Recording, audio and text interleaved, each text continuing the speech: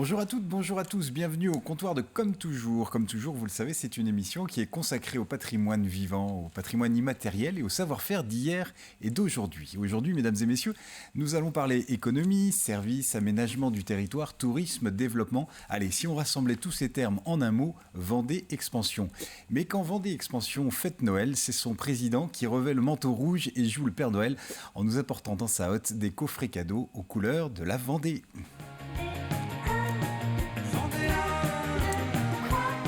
Vendéen, c'est certain, comme le chante Albin de la Simone, ou plutôt vendéenne, telle est l'origine de Vendée Expansion. Vendée, la Vendée, ou plutôt promouvoir le territoire, développer l'économie vendéenne.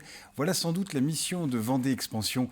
Mais derrière ce terme, quelle est donc cette structure? Une société, un service public? Rien n'est moins sûr. À qui s'adresse-t-elle? Que fait-elle? Et pour les fêtes de Noël, Vendée Expansion propose des coffrets cadeaux. Voilà, tiens, une très bonne idée qui trouvera sa place sous le sapin.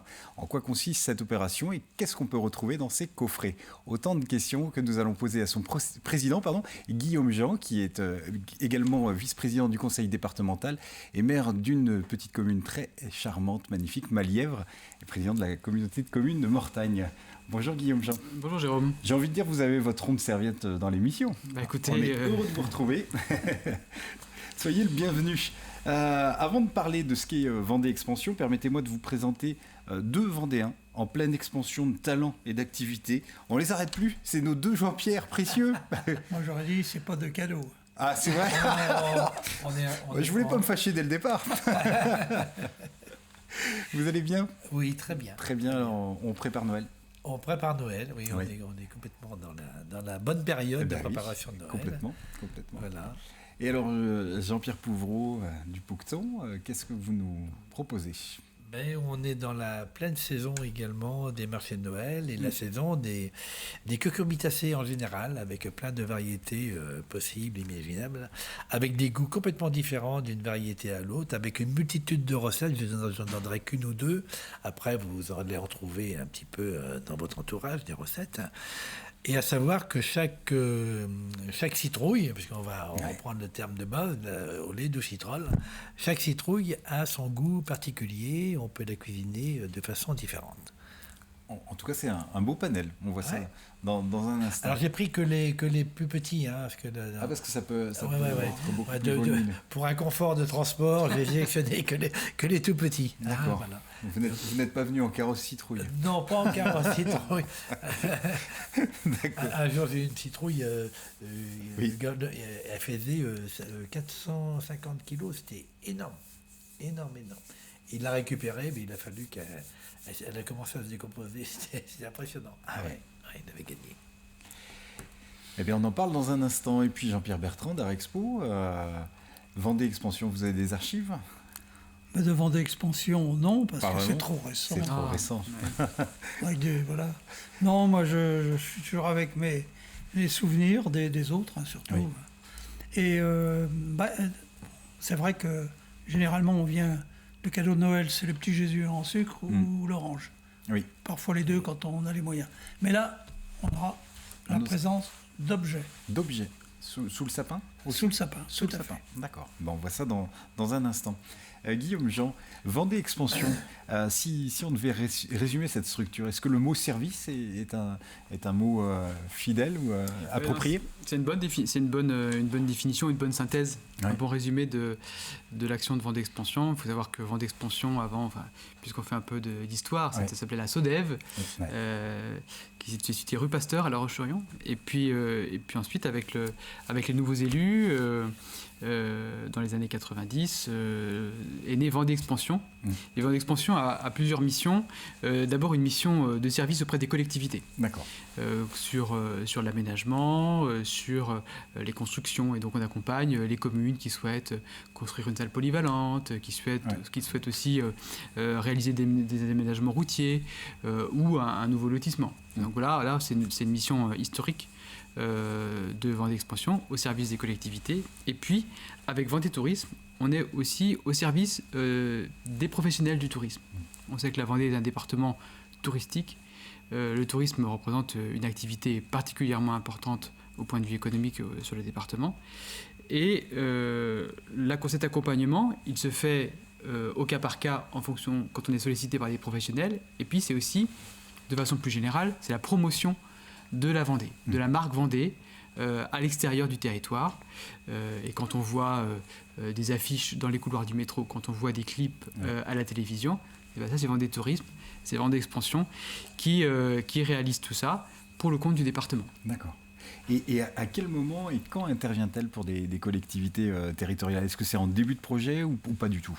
Alors, c'est souvent au début, puisqu'il y a toute une phase d'accompagnement, d'études préalables, et puis aussi en suivi de chantier. Donc, on peut avoir soit sur une phase de démarrage, d'études, de travail de réalisation, de faisabilité du projet, et puis ça peut aller jusqu'au terme du projet, quand on accompagne en tant qu'assistant à maîtrise d'ouvrage le projet de la collectivité. Et c'est un service qui est payant ou c'est un service qui est payant. Alors il faut savoir que Vendée Expansion est une société d'économie mixte, une SEM, donc le département est actionnaire, aux côtés d'autres collectivités et puis d'établissements bancaires, et donc on est sur une entreprise. Voilà.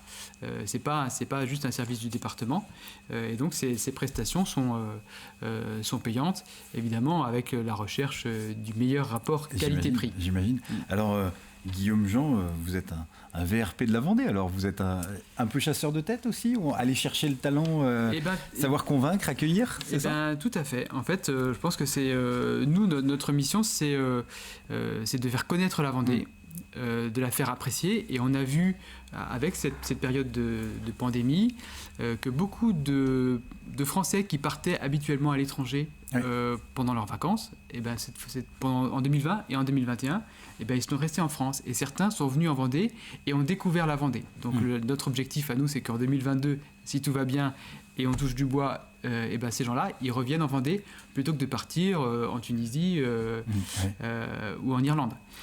Donc ça, c'est important. Et puis, il y a toute une nouvelle tendance en matière de développement touristique, c'est le tourisme d'affaires. On sent qu'aujourd'hui, en Vendée, la Vendée n'était pas un département qui était réputé pour ça.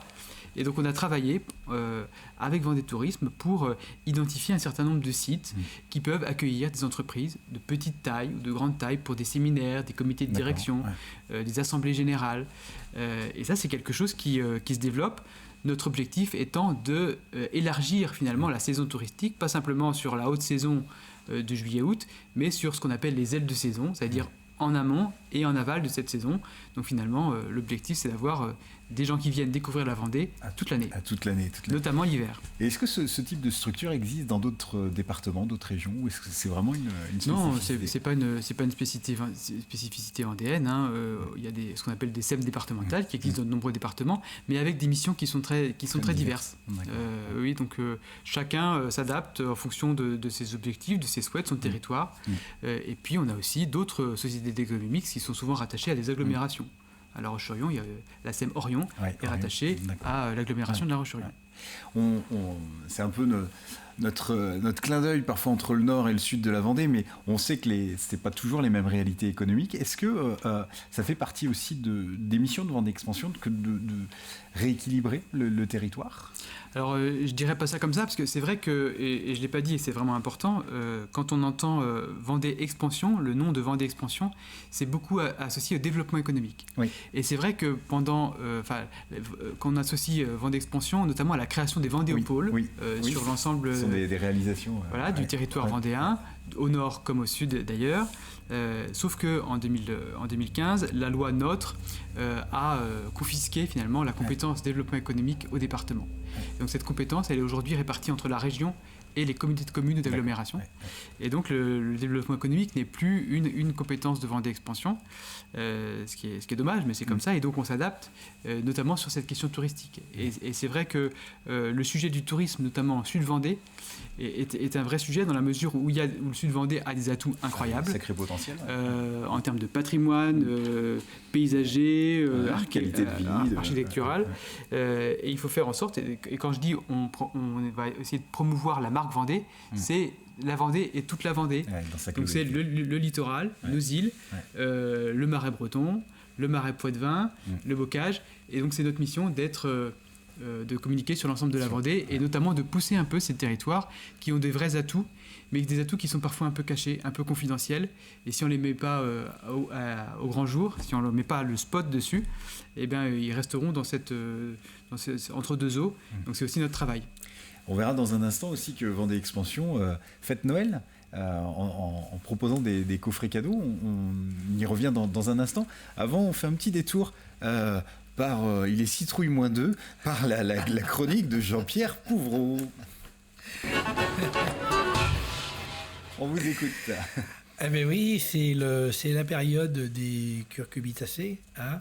Alors bon, voilà, il y a une petite exposition. Là, il y a du potier marron, du pâtisson, de la cour spaghetti, du butternut, de la sucrine du Berry et du musc de Provence. Et il y en a d'autres. Hein. Voilà, c'est un petit concentré de plusieurs variétés de citrouilles.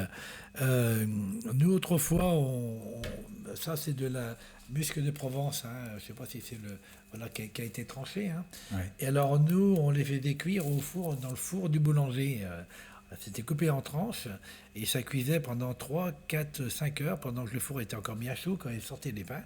Et on les récupérait encore tièdes et on mangeait ça carrément avec du pain, du beurre et puis on tartinait ça dessus et c'était un vrai... T'as connu ça, Jean-Pierre? Ah oui, c'était un vrai délice. Juste passé au four du boulanger. Au four en nature. Et donc là, le goût se concentre.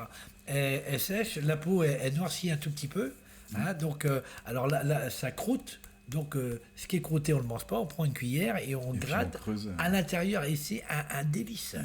Alors, c'est un vrai délice. Alors, évidemment, si vous n'avez pas le four du boulanger, il faut le faire dans le four de ménage. Hein, voilà, ça n'empêche pas. Hein.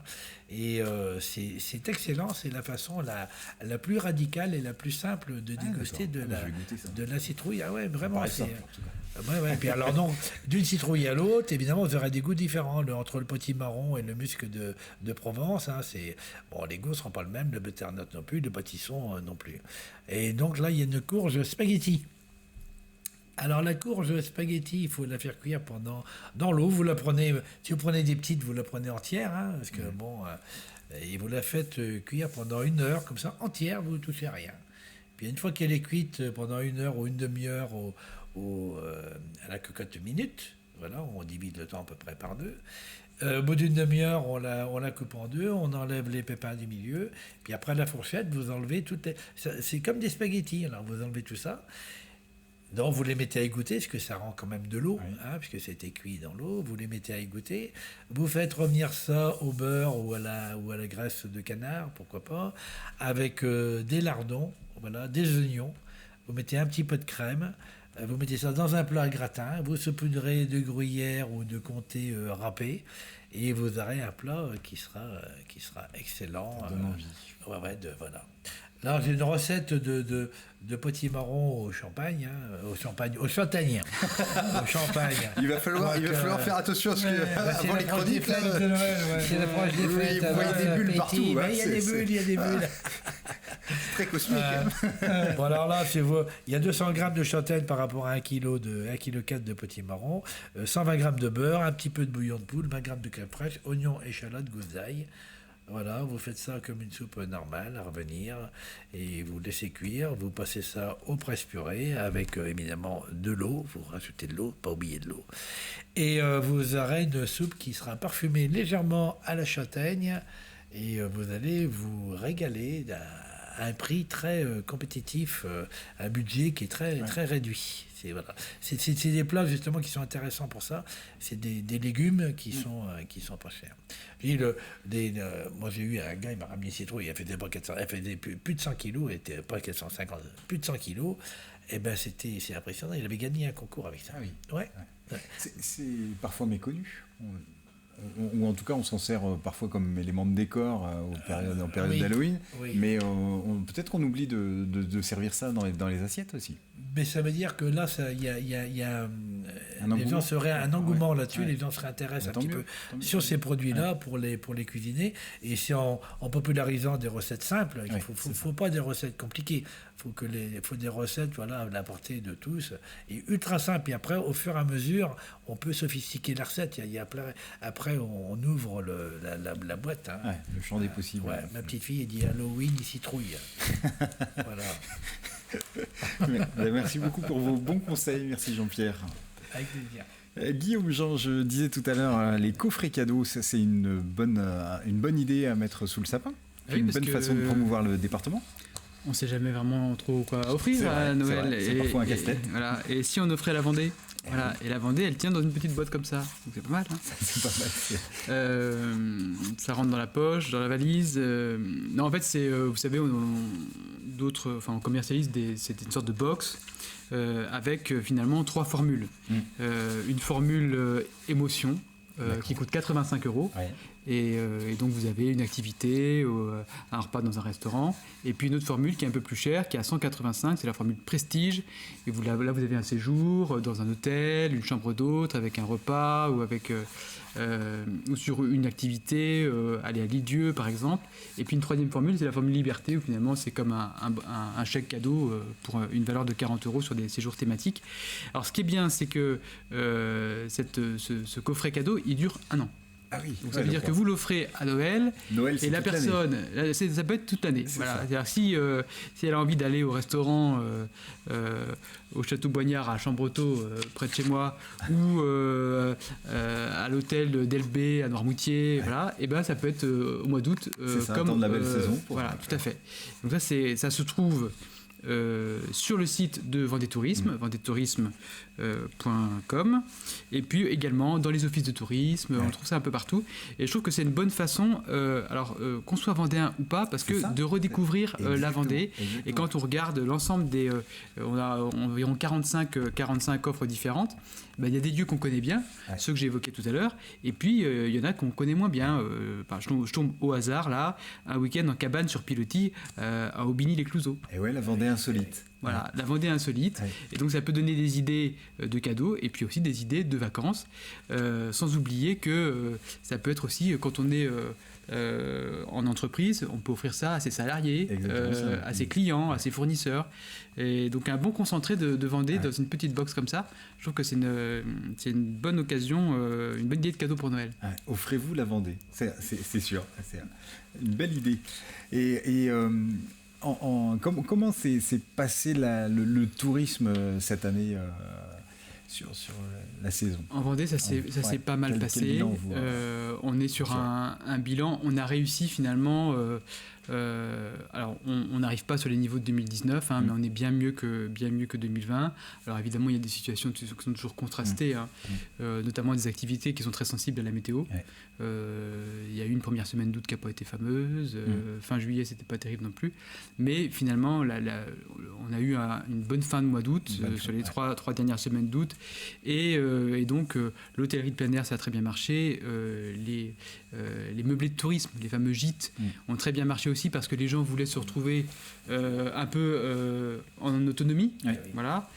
Donc, ça a une très très très bonne saison, notamment pour les gîtes de France, extraordinaire. Les sites de loisirs, donc un peu contrastés pour les raisons que j'évoquais, mais on est sur une bonne tendance et puis une arrière-saison exceptionnelle, ce qui fait que notamment pendant les vacances de la Toussaint, on a pu avoir une très bonne fréquentation, une belle fréquentation, avec une météo favorable, un mois de septembre et un mois d'octobre plutôt intéressant. Donc le tourisme vendéen se porte bien et beaucoup de nouveaux projets, beaucoup de porteurs de projets qui sont accompagnés notamment par Vendée Tourisme. À la fois des projets d'hébergement, toujours très qualitatif, parce qu'on sent qu'il y a un réel marché pour ces produits-là, et puis aussi des sites touristiques qu'on découvrira en 2022 ou 2023, des nouveaux sites, avec des gens qui ont des bonnes idées. On parlait du coffret cadeau, là par exemple, vous voyez, on a notamment près de la vallée de Poupée, un séjour, pas un séjour, mais une randonnée en trottinette électrique, tout terrain. Excellent. Ah oui, tout terrain. Voilà. Donc ça veut dire qu'on est sur les circuits de randonnée, avec, dans la vallée de la Sèvre nantaise, et avec en trottinette électrique. Et donc ça c'est un produit qui est nouveau. Et puis donc on sent que les Vendéens ont à cœur d'accueillir les touristes et puis d'innover. Et d'innover, de se réinventer. Tout à fait. Ouais. Et ça marche très bien. Et donc, nous, on accompagne ces porteurs de projets. Donc, beaucoup de choses sur le tourisme en 2022. Ouais. Parce que c'est un vrai enjeu de garder le touriste, c'est-à-dire qu'il peut venir pour le littoral, Et puis de se dire que y a la Vendée des terres qui est aussi agréable. Donc exactement. C'est aussi des outils de communication importants. Moi-même, j'étais très surpris en rencontrant cet été sur le littoral des familles qui passaient 15 jours sur le littoral vendéen et qui me disaient, vous vous rendez pas compte à quel point vous avez une offre extrêmement abondante et variée pour les familles, pas que, mais notamment pour les familles. Et ce qui fait que moi, j'ai rencontré au château des Essarts des gens qui étaient sur le littoral et qui avaient fait 40 km pour visiter le château des Essarts. Et donc, il faut qu'on joue sur cette complémentarité entre une offre littorale très, très attractive qui va faire venir les gens en Vendée, tout comme le Puy du Fou, et puis tout le reste du territoire où on a une offre de grande qualité et je disais tout à l'heure, parfois un peu discrète. Donc à nous de mettre en lumière cette offre-là. Exactement. Mais on a une chance incroyable et c'est vrai qu'on n'est pas forcément les mieux placés pour l'apprécier parce qu'on est dedans. Moi qui circule pas mal en France pour les spectacles, on me fait souvent le retour des pistes cyclables aussi, qui a un beau maillage. Oui, tout à fait. Alors ça, c'est qui participe. On a plus de 1000 km de pistes cyclables en Vendée. On va marquer une pause avec Jean-Pierre Bertrand de Bouche à Oreille. Alors moi, je viens toujours avec mes petits retours en arrière. Mais on sait qu'il faut des fondations pour bâtir. Donc, exactement, savoir d'où on vient. Je suis de ce côté-là, quoi. Alors, on va entendre 2 témoignages. Le premier, c'est Alberte Chabot, qui est de Luçon et qui nous parle des années 20, de son plus grand souvenir de cadeaux. Et à l'époque, il n'y avait pas, comme j'entends aujourd'hui, la liste. Tous les cadeaux sont aussi bien pour les filles que pour les gars. Là, c'est concret. Les parents qui ont offert le cadeau ont bien ciblé pour une fille qui avait un accessoire qui était fondamental. On va l'entendre. Donc, Alberte Chabot. On écoute. Vous souvenez-vous, quand vous étiez enfant, pour Noël, que faisiez-vous ? Pour Noël, on mettait nos souliers dans la cheminée. Et je m'en suis toujours rappelé d'un Noël. On habitait à l'Édit-sous-Pire à ce moment. C'est le seul Noël que je me rappelle, mais je sais pas pourquoi. J'avais eu une petite cuisinière en tôle, vous savez, et une orange. Je m'en suis toujours rappelé. Ça va toujours. Je me revois encore là.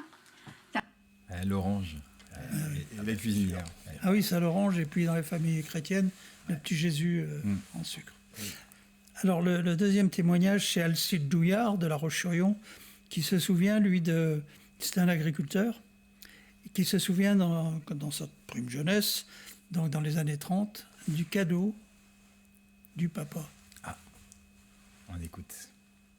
Oh oui, des petits cadeaux d'aujourd'hui, mais qui avaient une grosse importance pour moi. Ne serait-ce qu'une orange. Je me souviens avoir eu des petits instruments de musique, d'avoir eu des petits chariots, des trucs comme ça. Oui, mes parents fêtaient Noël et c'était une grande fête. Papa m'avait fait un petit matériel de battage. Vous savez alors je faisais tourner le volant avec une petite manivelle et puis il y avait une petite batteuse. Enfin, Il avait fait ça en bois ? Il a fait ça en bois. Il faisait ça le dimanche après-midi. Il avait mis je sais pas combien de temps à créer un petit... Les courroies, c'était des ficelles. Mais enfin, ça tournait. Mon père, ça aimait bien me faire plaisir. D'ailleurs, il aimait beaucoup travailler le bois, papa. Et il me faisait des jouets. Oui. Et est-ce que vous-même, vous fabriquiez... Moi, non. Avec des végétaux ? Vous n'avez pas appris à si, on faisait des petites chaises avec des gens. Et confectionner soi-même les cadeaux. Oui. Ouais. Moi, je me souviens que mon père m'a fait une trottinette. Il parlait de trottinette en bois. Ouais. Mon père m'offrait des bobines de fil vides, avec une ficelle, et puis on tirait les bobines de fil. Oui. Et puis ma grand-mère, elle m'offrait toujours en cadeau, toujours, mais systématiquement un parapluie. En cadeau, j'avais toujours un parapluie. Ah oui. Tout le temps. Ah ouais, j'en ai eu je sais pas combien. En cadeau, j'avais toujours un parapluie. Vous les collectionnez ? En cas d'eau. En cadeau. Ah, je me disais, je savais, je l'ai pas trouvé. Il y avait un truc là. Grand-mère. Voilà, quand vous faites parler votre grand-mère, c'est qu'il y a anguille sous roche. Merci Jean-Pierre. Et Jean-Pierre, vous confectionnez vous-même pour les petits-enfants des cadeaux ? Est-ce que c'est une tradition que vous avez Alors c'est quelque chose que j'ai fait, oui. Et actuellement, je suis sensible à ce phénomène et j'ai rassemblé un certain nombre de témoignages sur la production. Et quand on a fait Vendée la grande fête du 29 août. il y avait 2 personnes qui ont fait des objets à partir de végétaux, des jouets. D'accord. Et j'aimerais qu'on relance ça dans les écoles, parce que c'est une découverte de la nature. On ne cueille pas n'importe quoi, n'importe comment. On apprend des noms de végétaux, et puis après, on apprend à en faire quelque chose. Alors évidemment, quand ça fait de la musique, alors là... Jean-Pierre parlait de végétaux. Lier le développement touristique en gardant aussi la qualité environnementale, c'est un enjeu, ça aussi. Bien sûr. On a des tendances. Les tendances, c'est aujourd'hui les porteurs de projets, et puis même les sites touristiques, enfin, les professionnels du tourisme en général, sont particulièrement soucieux d'adapter leur offre sur des aspects de développement durable et d'écologie. Je pense que c'est aussi...